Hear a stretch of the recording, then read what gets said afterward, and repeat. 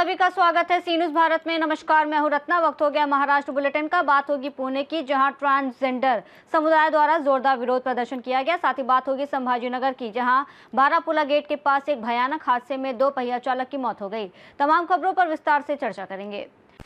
पुणे में केंद्र सरकार द्वारा हाल ही में पारित किए गए ट्रांसजेंडर व्यक्ति अधिकार संरक्षण संशोधन विधेयक 2026 के विरोध में ट्रांसजेंडर समुदाय और उनके अधिकारों के लिए काम करने वाले संगठनों ने जिलाधिकारी कार्यालय के सामने जोरदार प्रदर्शन किया। आंदोलन में भारी संख्या में ट्रांसजेंडर व्यक्ति शामिल हुए और उन्होंने विधेयक को ट्रांसजेंडर विरोधी बताते हुए इसे वापस लेने की मांग उठाई। पुणे से सी न्यूज़ संवाददाता विपुल साठे की रिपोर्ट। छत्रपति संभाजीनगर के बारापुला गेट के पास एक दर्दनाक सड़क हादसे में एक 2 व्हीलर सवार की मौत हो गई। बताया गया कि नगर निगम का कचरा ट्रक इलाके से गुजर रहा था, तभी एक तेज रफ्तार 2 व्हीलर उसके साथ टकरा गया। हादसे में युवक ट्रक के पहियों के नीचे आ गया और घटनास्थल पर ही उसकी मौत हो गई। घटना दोपहर करीब 12 बजे हुई, जिसके बाद इलाके में हड़कंप मच गया और ट्रैफिक प्रभावित हुआ।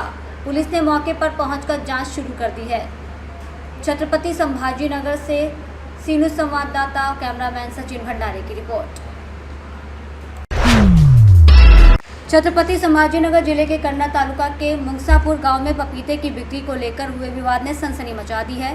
किसान बबन राव पवार आश्रम के बाहर पपीते बेच रहे थे और तभी विवाद हुआ और उनके साथ मारपीट की गई, जिसके बाद उन्हें इलाज के लिए अस्पताल में भर्ती कराया गया। इस मामले में मुक्तानंद गिरी महाराज ने सभी आरोपों को खारिज करते हुए बताया कि किसान को पिछले 6 महीनों से बिक्री की अनुमति थी, लेकिन कुछ लोगों ने फलों में रसायन के इस्तेमाल का संदेह जताया और बिक्री रोकने की बात कही। महाराज के अनुसार किसान ने आक्रामक रुख अपनाया और विवाद बढ़ाया, जिसके चलते केवल धक्का मुक्की हुई और उसे आश्रम के बाहर निकाल दिया गया। पुलिस ने मामले में महाराज समेत 8 लोगों के खिलाफ प्राथमिकी दर्ज कर जाँच शुरू कर दी है। साहेब, मी गेले 6 महिने त्या आश्रममध्ये पपई विकायला जातो। मी माझ्या शेतामध्ये 1 एकर पपई लावली असल्यामुळे आणि ती पूर्ण सेंद्रिय पद्धतीची, तरी मी 6 महिन्यापासून तिथे पपई विकायला जातो आणि 6 महिन्यामध्ये मला एकदाही त्यांनी अडवलं नाही। परंतु आज मला त्यांनी पपई आज इथे विकायची नाही म्हणून मी माझी गाडी त्या आश्रमात नेलीच नाही। मी आश्रमाच्या बाहेर 50 फुटावरती माझी गाडी लावली आणि त्यांनी गाडी लावल्याच्या नंतर मी बाहेर उभं राहिला। गाडीपाशी माझ्या आल्या मोटरसायकल जवळती, ते म्हणे इथे बाहेरसुद्धा तुम्ही पपई विकायची नाही, तुम्ही इथून चालते व्हा, नाहीतर बापू महाराज माहिती म्हणे तुम्हाला कसे एकेकाला इथे लई लोकांना संपवलं म्हणे, तुमची काही बरीगत नाही म्हणे, तुम्ही इथून निघा म्हणे पहिले।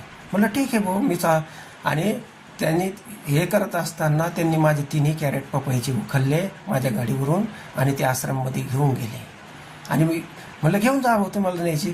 मी घेऊन पपई नेत असताना मी माझी गाडीला किक मारली, मी घरी निघालो तर त्यांचे नाही, असं नाही आहे। शेतकऱ्यांचेच तर आपण सांभाळ करते प्रेम करते आहोत। आम्ही स्वतःही शेतकरी कुटुंबातनंच आहोत आणि ते शेतकरी आहेत, आम्ही शेतकऱ्यांचे प्रेमी आहोत, म्हणूनच 8 महिन्यांपर्यंत त्यांनी या ठिकाणी पपई विकली। त्यांचे आपले संबंधही चांगले सलोख्याचे आहे। 1 रुपया कुठला कर न घेता आपण त्यांना विकू दिलं, हजारो रुपये त्यांनी कमवलेही, आनंद आहेत। बस ते 2 घटना थोड्या अशा वाईट घडल्या की नित्य पपयांचा कचरा कातडे हजारोंच्या संख्येने इथे पडायचे आणि त्याच्यामुळे खूप लोकांमध्ये रुग्णांमध्ये असंतोष निर्माण झाला। आणि त्याहीपेक्षा वाईट घटना 2-3 वाराला अशा घडल्या की त्यांचे पपई खाल्ल्याच्या नंतर, कारण ते केमिकलमध्ये बुडून अर्जंट आणायचे वाटतं इकडं, ज्याच्यामुळे ते विषाक्त बनलं असावं, तर जुलाब झाले, पोटदुखी झाली, उलट्या झाल्या, ज्याच्यामुळे आमच्यावर आरोप होऊ लागला की महाराजांच्या आश्रमात काही चुकीचं खाऊ घालताय की काय वगैरे। तर मग आम्ही ती चौकशी केली तर पपई खाणाऱ्यांनाच ते झालं आणि ते प्रूफही झालं की आम्ही फक्त पपईच खाल्ली, त्यानंतरच हे झालं। असे 10-12 लोक आजही ती पुरावा साक्ष द्यायला येतील की ही घटना घडली। मग आपण त्यांना विनंती केली, एकदा नाही 10 वेळा केली की तुम्ही पपई विकू नका, काहीतरी गडबड होते, एखादं कुणी मेलं तर त्याची जिम्मेदारी आमच्यावर आहे, जेलमध्ये आम्हाला जावं लागेल, कारण दिल्ली मुंबई देश विदेशातनं लोक येतात, त्यांची जिम्मेदारी आमच्यावर आहे, श्रद्धा विश्वास महत्वाचा आहे। म्हणून खूप विनंती केली। त्यांच्या मुलांनाही आदल्या दिवशी कॉल करून सांगितलं तुमच्या वडिलांना येऊ देऊ नका, त्यांनाही सांगितलं कृपया येऊ नका, ते विकू नका इथे। मात्र त्यांनी उलट खूप धमक्या वगैरे देत ते या ठिकाणी आलेच आणि वॉचमॅनने सांगितलं की हे नका विकू तुम्ही, खूप तुमच्यामुळे त्रास इथे सुरू झालाय, कुणी मेलं तर आमचं हे सगळं संपेल, बंद पडेल। तर त्यांनी त्याच्यावर हात उचलला वॉचमॅनवर आणि त्याच्यानंतर मग थोडंसं त्यांचं बाचाबाची धक्काबुक्की झाली आणि नंतर मग ते आम्हाला कळालं आणि मग या ठिकाणी त्यांना मुलांना सांगितलं की बापूजींकडे नेऊया यांना, तिथे वाद मिटवू आपण. मग प्रेमाने समजून सांगण्यासाठी इकडे जिथे आता आपण बसलो या ठिकाणी त्यांना अगदी प्रेमाने आणण्यात आलं. पण दुर्दैवाने त्यांनी धमक्या दिल्या, तुमचं मी हे करील, तुमचं ते करील. अक्षरशः त्यांनी आमच्यावर लात उचलली नाही, लात मारली.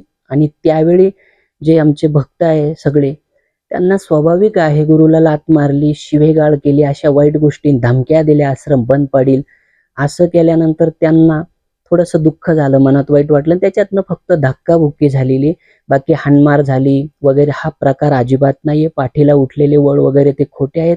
ते आम्ही व्हिडिओ तुम्हाला दाखवू शकतो ओरिजिनल. त्यानंतर ते इथून सुस्थितीमध्ये अगदी व्यवस्थित चालत गेले, याचे सुद्धा CCTV व्हिडिओ आमच्याकडे उपलब्ध आहेत. पण खरं सांगतो, खरा मुद्दा अजून एक वेगळा आहे. कोणती दुश्मनी त्यांनी आमच्यावर काढली. या ठिकाणी मुक्कामी लोक येतात, त्यातनं मुक्कामी राहण्यासाठी अनेक हॉटेल लॉजिंगवाल्यांना हजारो रुपयाचा रात्रीतनं पैसा मिळतो आणि आमच्याकडे इथे ती व्यवस्था नाहीये. मग त्यांचा भाचा जेऊरला आम्हाला लॉजिंग बांधू द्या हॉटेल अशी मागणी करत होता, आम्ही ती नाकारली. त्यानंतर या ठिकाणी आश्रमाच्या शेजारी एका भिल्ल समाजाच्या गरीब व्यक्तीला, हा जो माणूस आहेत ज्याच्याविषयी आपण बोलतोय, हा स्वतःही ड्रिंकर आहेत. दारू पिणारा काय करू शकत नाही, काहीही करेल. आणि दारूच्या व्यसनातच तर त्याने ह्या सगळ्या गोष्टी केल्या. आणि दारू तो स्वतःही पितो, त्याने दुसऱ्याला पाजून 100 रुपयाच्या बॉन्डवर कमी पैशात त्या गरीबाची जमीन लिहून घेतली. हे तर सगळ्यात मोठी फसवणूक केली त्या गरीबाची. आणि तिथं त्याला लॉज बांधायचा आहे, म्हणजे येणारे मुक्कामी तिथे राहतील आणि लाखो रुपये आपण कमवू. आम्ही या गोष्टीला विरोध केला का तिथे ते दारू चालू करतील, काही चुकीच्या गोष्टी करतील, मग आता दारू पिऊन आश्रमात लोकांना बोलवायचं का. असे सामाजिक आध्यात्मिक अनेक खूप अडचणी त्या ठिकाणी निर्माण होत होत्या.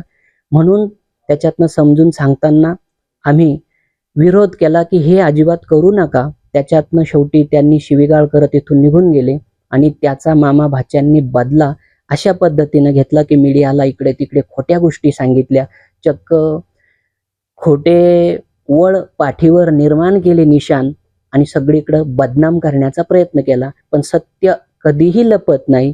आज न उद्या ते प्रकाशात येईल आणि सगळेच तुम्ही ते निश्चित बघाल की त्यांनी चूक केली, आमचा कुठलाही दोष नाही. छत्रपति संभाजीनगर से सीनू संवाददाता शिवाजी नवले की रिपोर्ट। बुलेटिन में फिलहाल इतना ही। देश और दुनिया की तमाम बड़ी खबरों के लिए देखते रहिए सी न्यूज़ भारत।